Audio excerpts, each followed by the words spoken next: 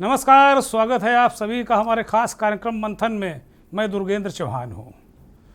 उत्तर प्रदेश में आज बहुत घटनाक्रम हुआ और उत्तर प्रदेश की जो राजनीति है चुनाव 2022 का है, उसको लेकर भारतीय जनता पार्टी ने तैयारी शुरू कर दी है।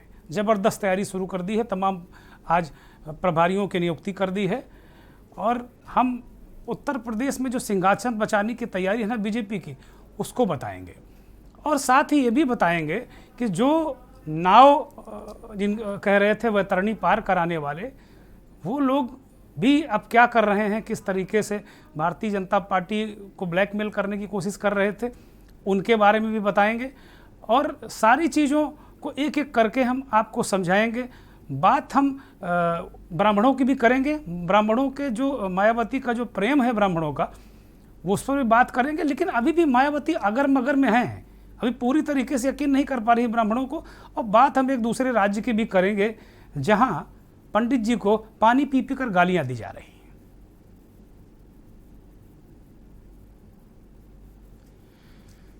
सबसे पहले हम बात करते हैं उत्तर प्रदेश की, जहां सिंहासन बचाने की तैयारी है।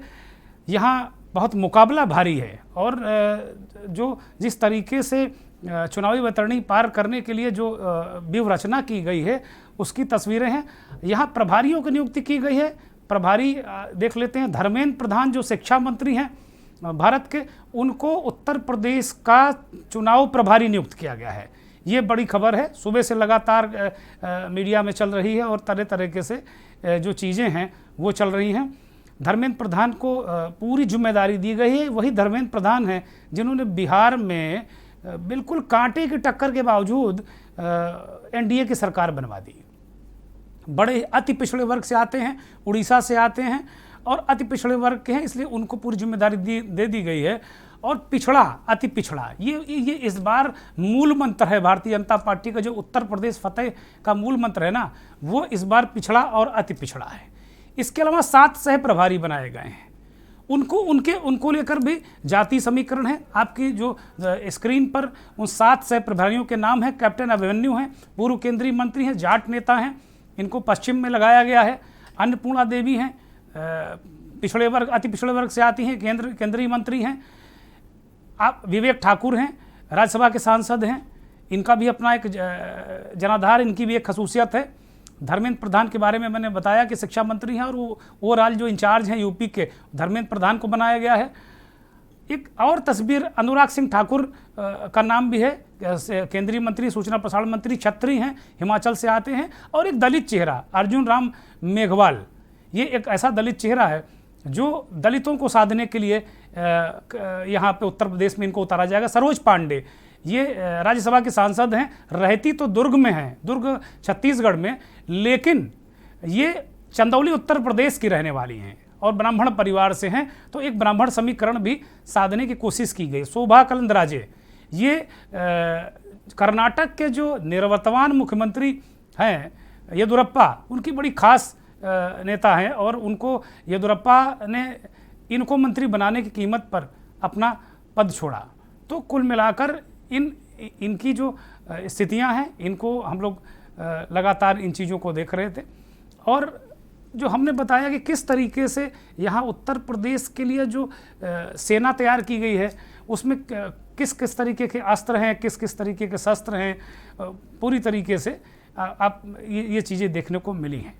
अब हम बात कर लेते हैं ये जो पूरे घटनाक्रम पर, उत्तर प्रदेश का जो पूरा घटनाक्रम है, आज तेज़ी से बदला उत्तर प्रदेश की राजनीति। तो बीजेपी एक कदम आगे बढ़ गई। जैसा कि बीजेपी जिस बात के लिए मशहूर है कि वो अटैकिंग पॉलिटिक्स करती है, बहुत ज़बरदस्त तरीके से अटैकिंग पॉलिटिक्स करती है, तो उसने आज प्रभारियों की नियुक्ति करके, इसके अलावा क्षेत्रीय प्रभारी भी नियुक्त किए गए हैं। जो संगठन के हिसाब से जो प्रांत हैं 6 उत्तर प्रदेश में, उनके हिसाब से भी सांसदों और विधायकों को जिम्मेदारी दी गई। वो सूची भी आ गई है और ये सारी सूची जो राष्ट्रीय महासचिव हैं और मुख्यालय के प्रभारी हैं अरुण सिंह, उनके दस्तखत से ये सूची जारी की गई है। तो जो तस्वीर हमने आपको दिखाई, जो नाम आपकी स्क्रीन पर फ्लैश हो रहे हैं, वो अभी कुछ ही दिनों में उत्तर प्रदेश में नजर आएंगे। प्रभारी उत्तर प्रदेश का नियुक्त किए जाने के बाद जो दलित चेहरा है मंत्रिमंडल में, अर्जुन राम मेघवाल, अमित दुबे हमारे जो दिल्ली के स्थानीय संपादक हैं वो उनके पास गए और उनसे कुछ महत्वपूर्ण मसलों पर, उत्तर प्रदेश के जो खास मसलों पर बातचीत की। वो जरा आप सुनिए बातचीत। होने वाले चुनाव को लेकर बीजेपी ने चुनाव प्रभारियों की घोषणा कर दी है। केंद्रीय मंत्री अर्जुन राम मेघवाल हमारे साथ हैं। सर, सबसे पहले तो यूपी जैसे बड़े प्रदेश का आपको सह प्रभारी बनाया गया, इसके लिए बहुत बहुत बधाई। किन चुनौतियों को आप सामने देखते? देखिए, चुनाव में संगठन के प्रभारी लगाना, चुनाव प्रभारी लगाना, ये भारतीय जनता पार्टी की एक रणनीति है। उसके तहत ही ये आज का जो अरुण सिंह जी ने राष्ट्रीय अध्यक्ष जी के अनुमोदन के बाद जो लेटर जारी किया है, उसी से मुझे पता चला है। और निश्चित रूप से उत्तर प्रदेश सबसे बड़ा प्रदेश है, इसलिए चुनौती भी बड़ी है। लेकिन जिस तरह से मोदी जी की नीतियां योगी जी के नेतृत्व में धरातल पे उतरी है उत्तर प्रदेश में, उसका सकारात्मक प्रभाव बातचीत करते हुए हमें नजर आता है। लोग भी कहते हैं, अलग अलग वर्गों के लोग ये कहते हैं। इससे मुझे लगता है कि भारतीय जनता पार्टी निश्चित रूप से उत्तर प्रदेश में सरकार बनाएगी पुनः। सर, प्रशासनिक अनुभव पहले से ही आपके पास बहुत ज़्यादा है और अब आपको जो भी जिम्मेदारी दी गई, चाहे उत्तराखंड लेके कमेटी गठित की गई हो पहले या बिहार को लेके, आप हर एक में सफल हुए हैं। क्या ये भी बड़ी वजह मानी जा सकती है जो आपको ये बड़ी जिम्मेदारी दी? ये पार्टी का मामला है। मैं तो ये कहता हूँ, जो भी पार्टी हमें काम देती है, हम पूर्ण समर्पण और कर्तव्यनिष्ठ भावना से करते हैं और ये भी करेंगे। तो ये थे अर्जुन राम मेघवाल, जो साफ तौर पर कह रहे थे कि चुनौतियां सामने होती है, लेकिन उन्हीं चुनौतियां का कैसे सामना किया जाए, इसके लिए लगातार रणनीति बना रहे हैं। कैमरामैन दीपक शर्मा के साथ अमित दुबे, के न्यूज, दिल्ली। तो अमित दुबे ने बात की अर्जुन राम मेघवाल से। वो कह रहे हैं संगठन का मामला है। भारतीय जनता पार्टी जो संगठन है ना, वो बड़ा अद्भुत टाइप का संगठन है। वो जिसको जो जिम्मेदारी दे देता है वो उसी के अनुसार सबको काम करना पड़ता है। प्रशासनिक अनुभव के बारे में बात कर रहे हैं, वो तमाम चीज़ों के बारे में बात कर रहे हैं और ये बता रहे हैं कि अमित दुबे ने उनसे सवाल भी किया कि भाई आपको तो बड़ा प्रशासनिक अनुभव है। ये दर्शकों को हम बता दें कि अर्जुन राम मेघवाल राजस्थान जो प्रशासनिक सेवा है उससे उन्होंने अपना जीवन की शुरुआत की और बाद में वो प्रमोट होकर IAS भी बने और तमाम वहाँ जिलों के कलेक्टर रहे, तमाम प्रमुख पदों पर रहे। फिर भारतीय जनता पार्टी की राजनीति में और 2009 में पहली बार MP बने। आज वो उस सीट से, बीकानेर से MP हैं, जहाँ कभी फिल्म अभिनेता धर्मेंद्र भाजपा के MP हुआ करते थे। और दलित चेहरे हैं, अनुभवी हैं। जाहिर सी बात है कि उत्तर प्रदेश में एक बड़ी आबादी है, 21% जो दलितों की आबादी है, उस पर मायावती अपना कॉपीराइट रखती हैं और उसमें यही वजह है कि बीजेपी जो अपने प्रभारियों को उतार रही, उसमें एक जाति कॉम्बिनेशन जो किया जा रहा है, जो सारी चीज़ों को लेकर किया जा रहा है, तो एक और कॉम्बिनेशन बैठाने की कोशिश यहाँ की है। उत्तर प्रदेश के चुनाव में भारतीय जनता पार्टी ने एक ब्रेक ले रहे हैं। ब्रेक के बाद आएंगे तो उस कॉम्बिनेशन पर भी चर्चा करेंगे।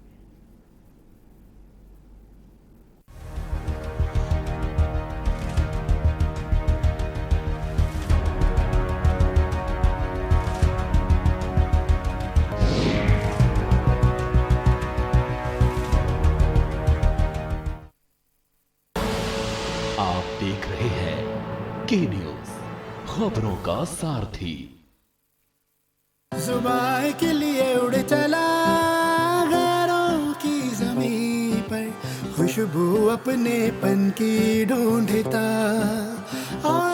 दूर कितना भी जा, इस जुबान से दूर ना जा पाओगे। विमल, बोलो जुबान केसरी। आप देख रहे हैं के न्यूज, खबरों का सारथी।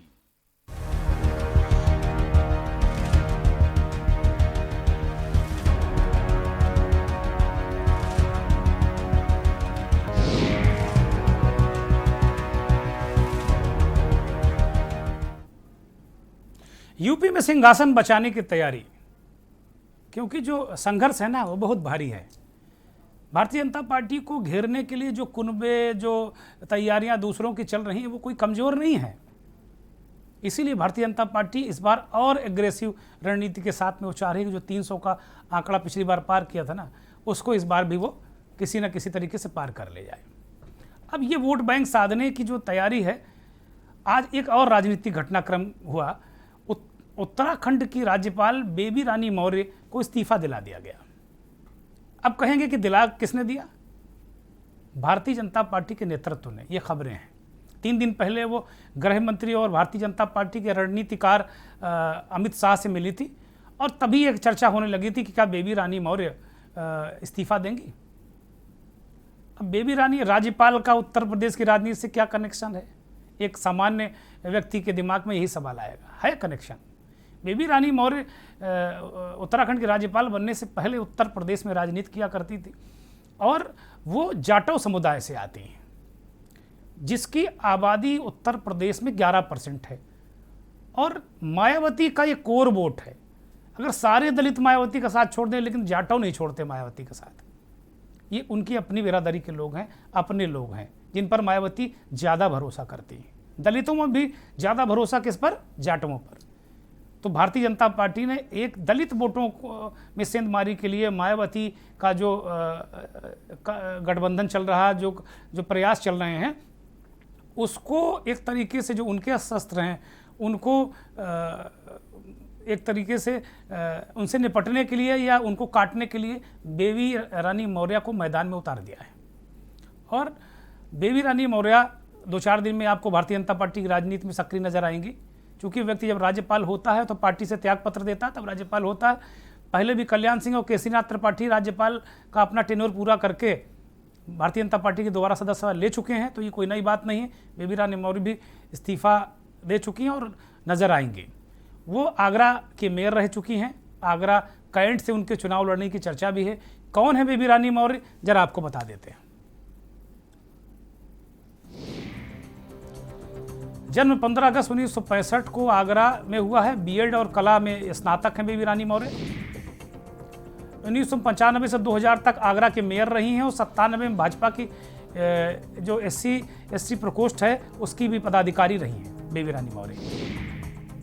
2002 से 2005 तक राष्ट्रीय महिला आयोग के सदस्य रही हैं बेबी रानी मौर्य। 2007 में यूपी के एतमादपुर सीट से विधानसभा चुनाव भी लड़ा था। ये आगरा की ही एतमादपुर सीट है, वहीं से इन्होंने चुनाव लड़ा था। आगरा के इर्द गिर्द ही राजनीति में सक्रिय रही। जुलाई 2018 में बाल अधिकार संरक्षण आयोग की सदस्य बनी उत्तर प्रदेश में। और फिर अचानक 21 अगस्त 2018 में इनके नाम की घोषणा हो गई कि बेबी रानी मौर्य को उत्तराखंड का राज्यपाल बना दिया गया। किस तरीके से इनका राजनीति में उदय हुआ, किस्मत चमकी।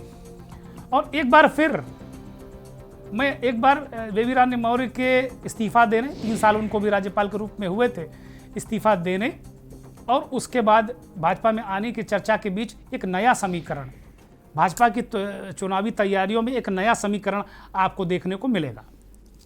और वो समीकरण ये है कि हो सकता है कि जाटो जो वर्ग है उससे आती हैं, जाटुओं के उस प्रतिनिधित्व करती हैं, जाटुओं का प्रतिनिधित्व करती हैं जो पार्टी के अंदर सांगठनिक रणनीति है उसमें, और राज्यपाल रह चुकी हैं, कद भी उनका बड़ा है और पद भी बड़े पदों पर रह चुकी हैं। तो कोई नया समीकरण भी उत्तर प्रदेश में देखने को मिल जाए तो बड़ी बात नहीं हो सकती है। भाजपा कोई महिला कार्ड भी चल सकती है, दलित महिला, जिस पर मायावती अक्सर कहती हैं कि दलित की बेटी उत्तर प्रदेश की मुख्यमंत्री बनेगी तो बहुत अच्छा लगेगा। तो ये भी दलित की बेटी हैं। कहीं ना कहीं भाजपा के मन में, भाजपा के जो रणनीतिकार हैं उन्होंने इनके बारे में कुछ सोचा जरूर होगा, तभी इनको इस्तीफा दिलाकर एक बार राजनीति में लाने का जो फैसला है वो किया गया। अब बेबी रानी मौर्य का जो मसला है हमने आपको बताया। इससे पहले हम एक ब्रेक पर जाएंगे और जब ब्रेक से लौटेंगे तो हम बात करेंगे, प्रधानमंत्री लगातार दौरे करेंगे उत्तर प्रदेश की। पहला दौरा 14 को है, यानी कि 14 सितंबर को, और दूसरा लखनऊ में उनका सितंबर में 26 सितंबर को है। ये दोनों दौरों के मायने क्या हैं, प्रधानमंत्री अलीगढ़ क्यों आ रहे हैं, इसका राजनीतिक मायने क्या है, ये बताएंगे।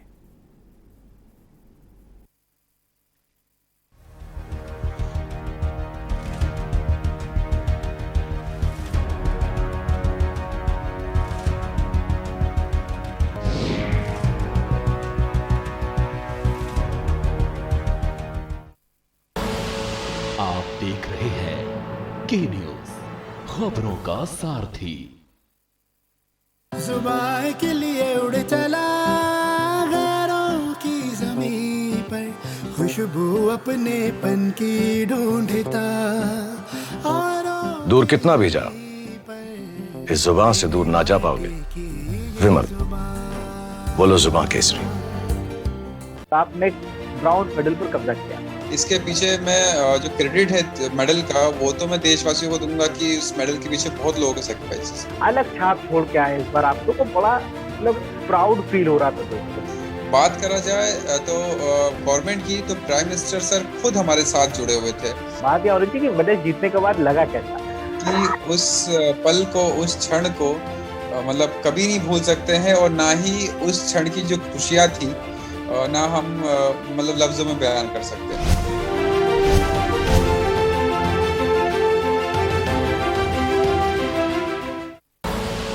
आप देख रहे हैं के न्यूज, खबरों का सारथी।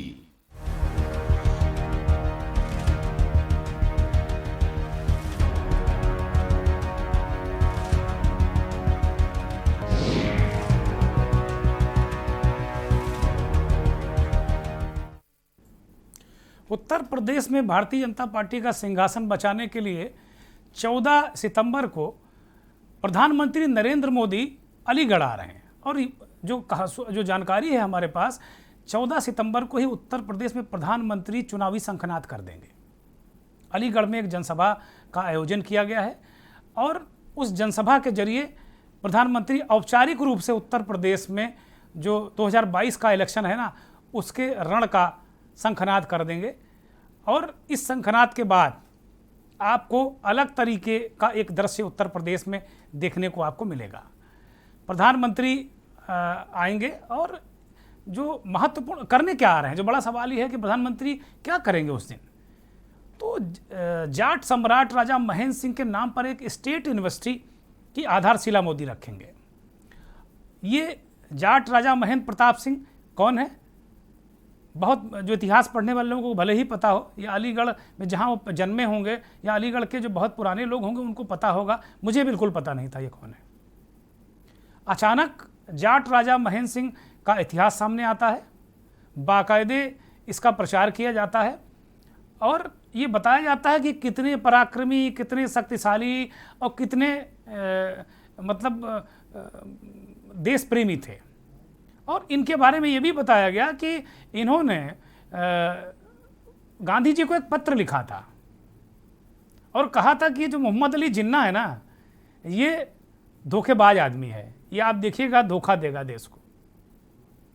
और हुआ भी वही, जिन्ना ने अलग देश मांग लिया और पाकिस्तान बन गया।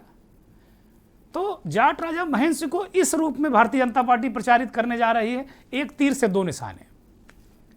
एक तो जो किसानों का आंदोलन चल रहा है उसको लेकर जो जाट है वो पश्चिमी उत्तर प्रदेश का, वो बीजेपी से नाराज है। कई जगह भारतीय जनता पार्टी के विधायकों, सांसदों को, मंत्रियों को भी दौड़ाया गया है। तो जाट राजा को सम्मान देकर स्टेट यूनिवर्सिटी उनके नाम पर करके एक जनसभा के जरिए प्रधानमंत्री ये बताने की कोशिश कर रहे हैं कि केंद्र सरकार के, मोदी जी के दिल में, योगी जी के दिल में राजा महेंद्र प्रताप और जाटों के लिए कितना सम्मान है। ये एक इसमें राजनीतिक एंगल है। और दूसरा एंगल अब आपको बताने की जरूरत नहीं, जिन्ना और पाकिस्तान वाला, वो जरूरी एलिमेंट होता है चुनावों में। निश्चित तौर पे तो चुनाव आ रहे हैं, एक जिन्ना एलिमेंट भी आपको मिल गया और दूसरा ये जो जाट समुदाय को संतुष्ट करने का। तो ये जो 14 तारीख का मसला है वो है। अब योगी जी प्रधानमंत्री के कार्यक्रम की तैयारियों को लेकर गए, उन्होंने क्या कहा जरा वो सुन लीजिए। प्रताप सिंह राज्य विश्वविद्यालय के शिलान्यास का कार्यक्रम आदरणीय प्रधानमंत्री जी के कर कमलों से संपन्न होने जा रहा है। यह विश्वविद्यालय अलीगढ़ कमिश्नरी से जुड़े हुए अलीगढ़, हाथरस, कासगंज, एटा से जुड़े हुए लगभग 400 महाविद्यालयों की एफिलिएशन का भी विश्वविद्यालय होगा।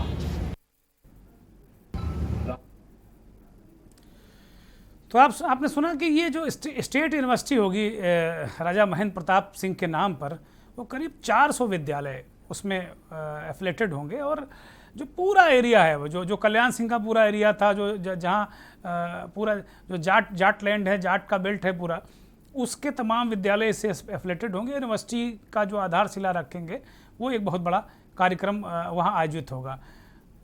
इसी 26 सितंबर को प्रधानमंत्री आ रहे हैं लखनऊ, और लखनऊ में वो इंदिरा गांधी भवन में एक अर्बन कॉन्क्लेव का उद्घाटन करेंगे, इंदिरा गांधी प्रतिष्ठान में, जहां अक्सर बड़े राजनीतिक दलों के या बड़े संगठनों के कार्यक्रम होते हैं। उस कार्यक्रम में कई विशिष्ट अतिथि, कई मंत्री, मुख्यमंत्री तो रहेंगे ही, राज्यपाल रहेंगे, तो वहाँ एक विकास योजनाओं के बारे में बात करेंगे कि रोड मैप प्रस्तुत करेंगे। उसके जरिए उत्तर प्रदेश के तमाम जो बीजेपी के पाले में आ सकते हैं उन वोटरों को साधने की कोशिश करेंगे, या जो हैं उन्हें इंटैक्ट रखने की कोशिश करेंगे। समय समय पर जो खबर ये है कि प्रधानमंत्री समय समय पर जब तक वोट नहीं पड़ जाते तब तक उत्तर प्रदेश किसी न किसी प्रयोजन के साथ आते रहेंगे। अभी दिवाली पर दिखेंगे, दिवाली से एक दिन पहले अयोध्या में दिवाली जो मनाई जानी है, जो पिछली बार 4.5 लाख दीप जलाए गए थे, इस बार थोड़ा 7.5 लाख का टारगेट है, और योगी जी वहाँ भी तैयारी कर रहे हैं दिवाली मोदी वाली मनाने के लिए। तो वहाँ भी स्थितियाँ आपको देखने को मिलेंगी, वो भी चुनावी, आपको उसमें भी चुनावी गुणागणित है अयोध्या में। अयोध्या भारतीय जनता पार्टी के लिए हमेशा से एक बड़ा मुद्दा रहा है, और अब तो जाहिर सी बात है मंदिर निर्माण उन्होंने करवा दिया, तो जाहिर सी बात हो गई। अब बात कर लेते हैं संजय निषाद की। ये वही संजय निषाद हैं जिन्होंने कहा कि भाई हमने राम को, भगवान राम को गंगा पार कराई, हम तो निषाद राज हैं, हमारे बिना तो, हमारी नाव में बैठे बिना कौन सत्ता में आ सकता है। बड़ी बड़ी बातें। इधर काफ़ी दिनों से वो कुछ ज़्यादा ही मुंह खोल रहे थे। अभी 2 दिन पहले दिल्ली में अमित शाह से मिले, तमाम नेताओं से मिले, तमाम मांगे रखी, डिमांड रखी, यहाँ तक कहा कि भाई उत्तर प्रदेश हमारे बिना तो नैया पार नहीं लगेगी, और तमाम तरीके समीकरण, गुणागणित बताया। इसी दौरान पता नहीं उनके साथ क्या हुआ है कि स्टिंग हो गया संजय निषाद का। वो जरा देख लीजिए, सुन लीजिए संजय निषाद क्या कह रहे हैं, फिर बात कर लेते हैं। पार्टी पावर नहीं है, पैसा नहीं है, पब्लिक है, लेकिन पब्लिक को कंट्रोल करने वाले वहाँ पर कैडर्स नहीं है, और मैनेजमेंट वहाँ चलता है जहाँ सिस्टम एक डेवलप हो और मैनेज करके उसे प्रोडक्शन लिया जाए, मैनेजमेंट वहाँ चलता है। वहाँ अभी कुछ है ही नहीं, वहाँ मैनेजमेंट किस पर करोगे, और मैनेज करके चुनाव लड़ा जीता जाए, आगे बढ़ा जा सकता 2024 के लिए। जी हमारा टारगेट 2024-2027 है। मैं चाहता हूँ 2027 हमारे हाथ में, बिल्कुल, इसीलिए मैं सपा को मारना चाहता हूँ। बसपा मर गई लगभग, कांग्रेस को खत्म कर दिया, वो जब तो मैं खड़ा रहूंगा कांग्रेस भी खड़ा रहेगा, लेकिन वहाँ से खत्म उनके लिए 18%। अब पिछड़ी जातियों के लिए दया हूँ मैं, मतलब अच्छा खासा संजय निषाद का जो ये अच्छा खासा स्टिंग है, और इसमें तमाम बातें वो कह रहे हैं कि अगर हमारी बात नहीं मानी ना तो हम लोग आग भी लगवा देते हैं, थाने भी जलवा देते हैं, हम तो नाव नवैया वाले लोग हैं, और मुकदमे तो सरकारें वापस ले ही लेती हैं। ये बड़ा अहम बात उन्होंने कही कि भैया मुकदमे तो सरकारें वापस ले ही लेती हैं। संजय निषाद बेबुनियाद बात नहीं कर रहे हैं, क्योंकि उत्तर प्रदेश की सरकारों ने जब भी जिस पार्टी की सरकार आई तो आतंकवादियों तक के मुकदमे, अपराधियों तक के मुकदमे, हिस्ट्री सीटरों तक के मुकदमे वापस ले लिए हैं। मैं नाम किसी एक सरकार का नहीं लेना चाहूँगा या एक मुख्यमंत्री का नहीं लेना चाहूँगा, ये काम सभी ने किया है। तभी तो भी सुप्रीम कोर्ट को कहना पड़ा कि भैया ऐसे मुकदमे वापस नहीं होने देंगे हम। मुकदमे भी वापस होंगे तो सुप्रीम कोर्ट की अनुमति लेनी पड़ेगी, तभी काम चलेगा। संजय निषाद इस स्टिंग के बाद पूरे दिन उनकी हवाइयाँ उड़ी रहीं, और वो एक कमरे में अपने जो उनके बेटे का जो वहाँ पे बंगला है, उनके बेटे सांसद हैं प्रवीण निषाद भारतीय जनता पार्टी से, उसमें वो कैद रहे। हमारे रेजिडेंट एडिटर दिल्ली के अमित दुबे कई बार उनसे मिलने गए, इधर उधर अमित दुबे फांदे, कहीं 4 दीवारी फांदे, कहीं गेट फांदे, लेकिन संजय निषाद कहीं नज़र नहीं आए, और अमित के लिए दरवाजे भी नहीं खुले, और अमित जैसे तमाम पत्रकारों के लिए दरवाजे नहीं खुले। अमित दुबे सीधे जुड़ गए, हम बात कर लेते हैं। अमित दुबे, संजय निषाद हैं कहाँ? बड़ी हवाइयाँ उड़ी हुई आज उनकी और जो हम खबर देख रहे थे कि आप भी गए लेकिन दरवाजे नहीं खुले, कहीं कभी गेट फांद के झांका गया अंदर, लेकिन संजय निषाद अपने आप को बंद किए रहे, मसला क्या है? जी बिल्कुल, देखिए खासतौर पर नॉर्थ एवेन्यू में जो प्रवीण निषाद का घर है, जहाँ संजय निषाद रुकते हैं, बाकायदा जब सुबह मैं वहां पे पहुंचा तो दोनों गेट जो खासतौर पर अंदर जाने के थे अंदर से लॉक थे। मैंने जानने की कोशिश करी क्या संजय निषाद यहाँ पे नहीं है, तो डोर बेल जो होती है, डोर बेल को भी हमने कई बार क्लिक किया लेकिन कोई आंसर नहीं मिला। यहाँ तक कि 2 बार मैंने खुद फोन किया संजय निषाद के नंबर, अमूमन संजय निषाद अपने फोन को खुद उठाते हैं, लेकिन कोई और उठा रहा था, शायद उनका पीएस या कोई जो भी इंसान था जिसने फोन उठाया, उसने साफ तौर पे कहा कि साहब अभी नहा रहे हैं। लेकिन साहब को नहाने में कितना टाइम लगा कि 2 बार जब हमने फोन किया, दोनों बार उसी तरह का जवाब था और फोन बहुत जल्द कट हो रहा था। मैंने ये भी पूछने की कोशिश करी क्या निषाद जी दिल्ली में ही है, इसका भी कोई जवाब नहीं मिला, जबकि वो दिल्ली में ही है, इसमें कोई दो राय नहीं है, क्योंकि उनका स्टिंग हो चुका था और वो अपनी उन चीजों को बखूबी खुद उसे लेके कहीं ना कहीं सर पीट रहे होंगे, क्योंकि अब तक जो उनकी बयानबाजी थी कि सरकार पे किस तरह से सरकार बनाने के लिए उनकी जरूरतें हैं, उनके बिना सरकार नहीं बन सकती, उनके बिना मंत्रिमंडल नहीं हो सकता।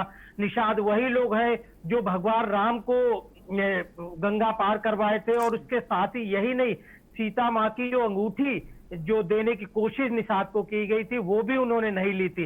यानी कितने पवित्र अब तक अपने आप को उस दशा और दिशा में दिखा रहे थे, और आज उस स्टिंग के बाद सारी चीजें धरी की धरी रह गई। उन्हें भी समझ में आ रहा होगा कि किस तरह के वो स्टिंग में फंस गए होंगे, कैसे लोगों से बात करेंगे, कैसे लोगों से नजरें मिलाएंगे। अभी आम पब्लिक की बात उसके सामने तो शायद उनका सामना हुआ ही नहीं होगा, सिर्फ पत्रकारों के सामने ही सामना पत्रकार उनका अमित बहुत बहुत महत्वपूर्ण बातें आपने बताई, लेकिन बड़ी जहरीली बातें संजय निषाद कर रहे थे उसमें। जो हमने सुना, जो एक निजी चैनल ने उनका स्टिंग किया, उसमें बड़ी जहरीली बातें उन्होंने की, बड़ी खतरनाक बातें की हैं, और उन्होंने कहा कि मैं सबक सिखा दूंगा, मैं सरकार की ऐसी तैसी कर दूंगा, मेरे बिना, मतलब ये किस पीनक में बोल गए वो? देखिए बिल्कुल, अभी ये अगर हम पहले अमित शाह जो कि देश के गृह मंत्री, उनके साथ अगर संजय निषाद की मीटिंग की बात करें तो पहली मीटिंग नहीं हुई। अगर कल की हम पिछले दिनों की बात करें, देर रात मीटिंग होती है, देर रात के बाद फिर अगले दिन उसी दिन शाम को 5 बजे फिर दोबारा मीटिंग होती है। लगातार मीटिंगों का दौर जारी है, और किस तरह से उन्होंने दावे और वायदे किए कि बीजेपी जो है उन्हें 35 सीट के आसपास दे देगी, और अगर 35 सीट उन्हें मिलती है तो 10 सीट पे वो बीजेपी के टिकट पे चुनाव लड़ाएंगे, जबकि 25 सीट अपने लिए रखेंगे। अगर 30 सीट मिलती है तो भी वो 10 सीट जो है वो बीजेपी के टिकट पे चुनाव लड़ाएंगे, 20 अपने लिए रखेंगे। लेकिन अगर 25 सीट मिलती है तो 5 सीट बीजेपी के टिकट पे होगी, 20 अपने सीट पे अपने चिन्ह पे बाकायदा वो चुनाव लड़ाएंगे। और इसके लिए किस तरह की उनकी डीलिंग होगी, किस तरह से वो पैसे लोगों से लेंगे, सारा कुछ वो अपने एजेंडे में यहाँ पे जाहिर करते हुए नजर आए। यही नहीं, 2 बड़े कैबिनेट मंत्री पद जो है वो सरकार उन्हें देगी, इस बात का भी उन्होंने दावा किया था। राज्य मंत्रियों की कितनी संख्या होगी, राज्य मंत्री का भी पद मिलेगा, लेकिन 2 कैबिनेट मंत्रियों का, बड़े कैबिनेट मंत्रियों का पद जो है वो उन्हें मिलेगा। यानी कैबिनेट मंत्री के जो पद है उसके लिए भी वो डीलिंग करना चाहते थे, अपनी बातें जो है वो सामने रखना चाहते थे। इतने 2 करोड़ 4 करोड़ रुपए वो जो कैंडिडेट होगा उससे लेंगे, कितने रुपए वो इलेक्शन में खर्च करेंगे, कितने रुपए पार्टी के ऊपर खर्च करेंगे, पार्टी को पैसे की कितनी जरूरत है, पैसे की कितनी भूख संजय निषाद को है, इस बात को वो अपने स्टिंग के जरिए साफ तौर पे बयां कर रहे हैं। बहुत शुक्रिया अमित, बहुत अच्छी, बहुत महत्वपूर्ण जानकारी आपने दी। बहुत बहुत शुक्रिया आपका अमित, हमसे जुड़ने के लिए। लेकिन कहीं ना कहीं एक बात तो जरूर है, कहीं एक बात तो जरूर है कि ऐसा लगने लगा था कि संजय निषाद अपना मुंह थोड़ा ज़्यादा बड़ा कर रहे हैं, जो सरकार में साझेदारी को लेकर या जो तमाम उन चीज़ों को लेकर उनका मुंह थोड़ा खुलता जा रहा है ज़्यादा। और खबर तो यहाँ तक है ना कि उन्हें निपटा दिया गया। अब किसने निपटाया ये आप समझ सकते हैं, आप कयास लगाते रहिए कि किसने निपटाया, लेकिन संजय निषाद को निपटाया गया है क्योंकि उनके हाथ लंबे हो रहे थे, थोड़ा मुंह ज़्यादा खुल रहा था, ऐसा राजनीतिक हलकों में चर्चा है। एक ब्रेक के लिए रुकते हैं, जल्दी लौटते हैं। तुम क्या कर...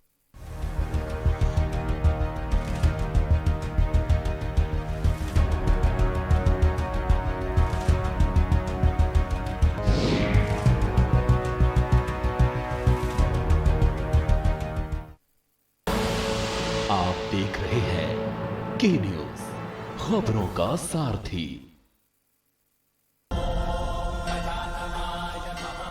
दस सितंबर को गणेश चतुर्थी है। इस दिन भगवान श्री गणेश हमारे घर पधारते हैं। इस साल हम सभी दिल्ली वासी मिलकर एक साथ गणेश चतुर्थी मनाएंगे। गणेश चतुर्थी के शुभ अवसर पर शाम 7 बजे से दिल्ली सरकार पूजन और आरती का भव्य आयोजन कर रही है। भगवान श्री गणेश जी के पूजन कार्यक्रम में अपने सभी मंत्रियों के साथ माननीय मुख्यमंत्री अरविंद केजरीवाल जी भी शामिल होंगे। पूजन कार्यक्रम का टीवी चैनल्स पर भी लाइव टेलीकास्ट होगा, ताकि आप सभी अपने परिवार के साथ इस पूजन का हिस्सा बन सकें। इस बार हम सब मिलकर भगवान श्री गणेश जी की पूजा अर्चना करेंगे। विघ्नहर्ता भगवान गणपति हम सभी को अपना आशीर्वाद देंगे और सबकी मनोकामनाएं पूरी करेंगे।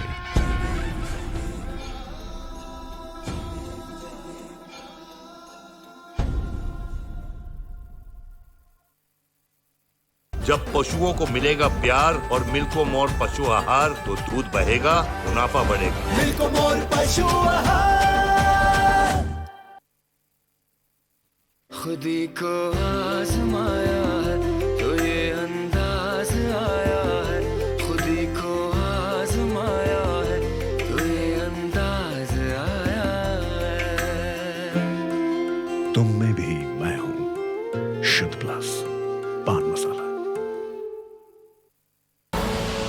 आप देख रहे हैं के न्यूज, खबरों का सारथी।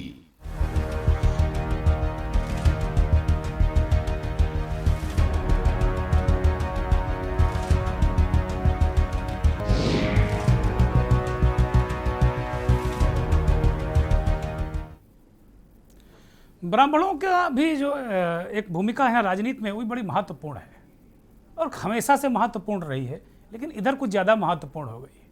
बसपा सुप्रीमो बहन कुमारी मायावती ने बार बार इस बात को कहा, या कह रही हैं कि ब्राह्मण अगर हमारे साथ आ जाएं तो 2007 वाली सफलता दोहरा देंगे।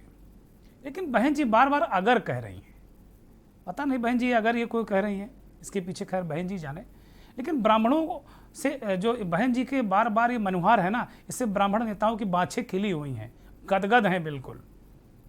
तो उत्तर प्रदेश की राजनीति में जहां ब्राह्मण अपरिहार्य है, बिल्कुल एक तरीके से ब्राह्मण बहुत जरूरी हो गया है, उसी तरह एक दूसरे राज्य छत्तीसगढ़ में ब्राह्मणों को मुख्यमंत्री के पिताजी पानी पी पी के गरिया रहे हैं। शुद्ध यूपी की भाषा में पानी पी पी के गरिया रहे हैं। मुख्यमंत्री भूपेश बघेल के पिताजी नंद कुमार बघेल ने पिछले दिनों एक कार्यक्रम में एक बयान दे दिया कि ब्राह्मण तो विदेशी हैं। इसके बाद हल्ला मचा, बवाल हो गया। मुख्यमंत्री को ट्वीट करना पड़ा कि भाई वो मेरे पिताजी हैं, वो अलग बात है, हमारे घर में रिश्ते हैं, घर में हम बाप बेटे हैं, लेकिन हम ऐसे मुख्यमंत्री हैं और अगर वो सार्वजनिक रूप से किसी खास जाति या वर्ग के खिलाफ कोई बयान देंगे जो उस जाति व वर्ग को अच्छा नहीं लगेगा तो कानूनी कार्रवाई होगी। छत्तीसगढ़ पुलिस ने कार्रवाई कर दी, नंद कुमार बघेल गिरफ्तार हो गए। कल देर शाम उनको न्यायिक मजिस्ट्रेट ने 14 दिन की रिमांड पर जेल भेज दिया। लेकिन बघेल साहब भी डटे हुए हैं, वो कह रहे हैं कि भैया हम अपनी गलती वलती न मानेंगे, हम अपने बात पर अभी भी कायम हैं, जो ब्राह्मणों पर कहा था वो उस पर अभी भी हम कायम हैं। नंद कुमार जी ने क्या कहा गिरफ्तारी के बाद, जरा सुन लीजिए। क्रीमी लेयर के जो बचता है उसको कौन खा जाता है? उसको ब्राह्मण खा जाता है। क्यों केवल ब्राह्मणों को मिले? क्रीमी लेयर का हिस्सा कौन खाता है ये बताओ मुझे। नहीं तो इससे कोई योग्यता पीछे चली जाएगी ना, आरक्षण की बात। माने सारे ब्राह्मण योग्यता हैं। मैं आपको ये कहना चाहता हूँ,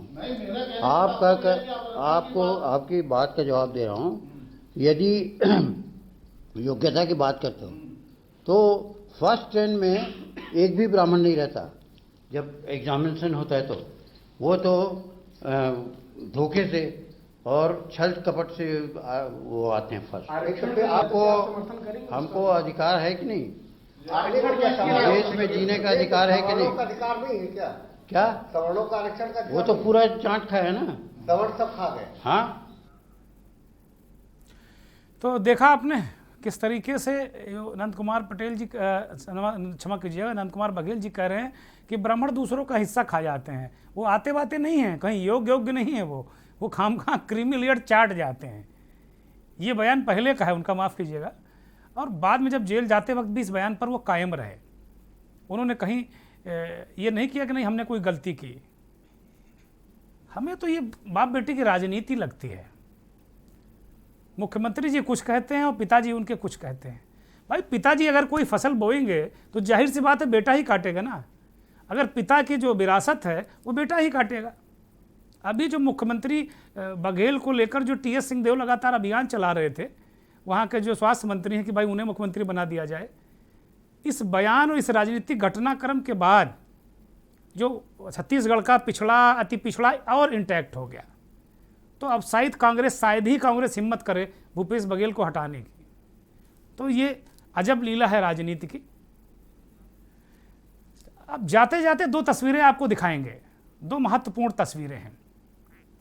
एक अमेठी की तस्वीर है, पहली तस्वीर आपकी अमेठी की है, वो आपको दिखाएंगे जो स्वास्थ्य व्यवस्थाओं की पोल खुलती है। उस अमेठी की, गांधी परिवार की अमेठी की, संजय गांधी की अमेठी की, राजीव गांधी की अमेठी की, राहुल गांधी की अमेठी की और अब स्मृति ईरानी की अमेठी की। एक ऐसी तस्वीर, वहाँ कहा जाता है कि इतनी बढ़िया व्यवस्था हो गई अमेठी में कि कुछ कहने को नहीं। स्मृति ईरानी जी अब कह रही हैं कि राहुल गांधी ने कुछ नहीं किया, हमने बिल्कुल क्रांति कर दी।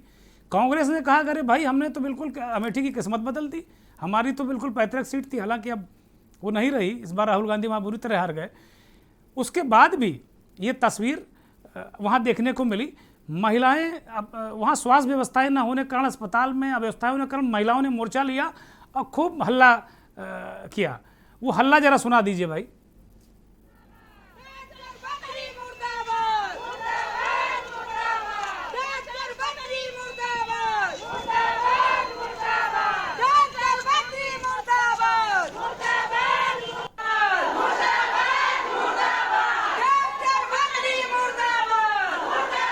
तो अब देखिए, कोई बेवजह तो मुर्दाबाद नहीं करेगा। ये कोई वो पेड वर्कर है नहीं, पैसा देकर राजनीतिक कोई समाजवादी पार्टी या किसी अन्य दल ने या जो विरोधी दल हैं सरकार के, वो तो है नहीं। मुझे कांग्रेसी भी नहीं लग रहा कोई इसमें। तो ये तो कहीं व्यवस्थाएं गड़बड़ है ना। और वो भी अमेठी के अस्पताल का हाल है।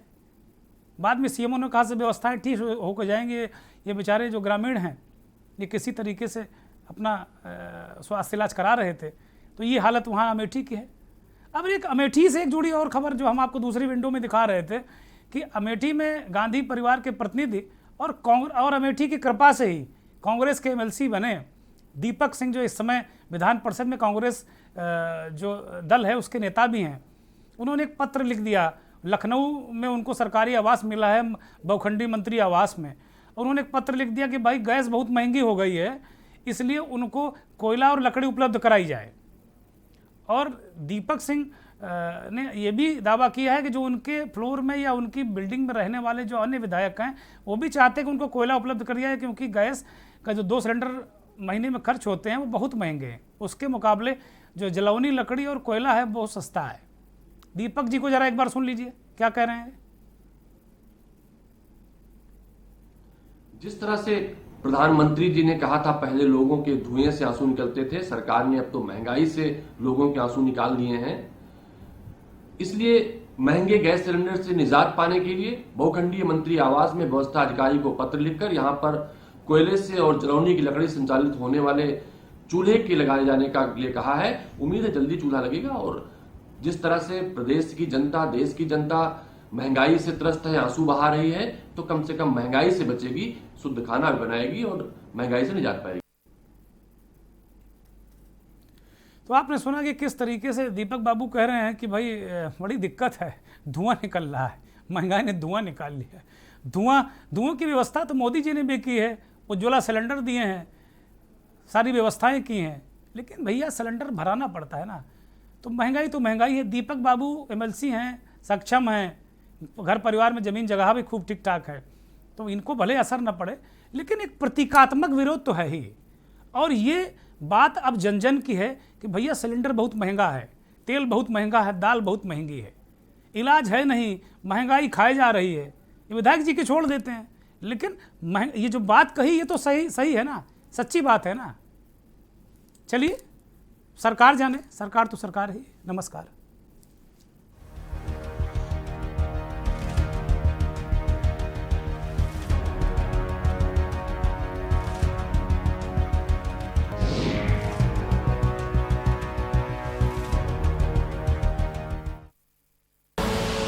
आप देख रहे हैं के न्यूज, खबरों का सारथी। खुदी को आजमाया है तो ये अंदाज आया है, खुदी को आजमाया है तो ये अंदाज आया है। तुम में भी मैं हूं, शुद्ध प्लस पान मसाला। आपने ब्राउन मेडल पर कब्जा किया।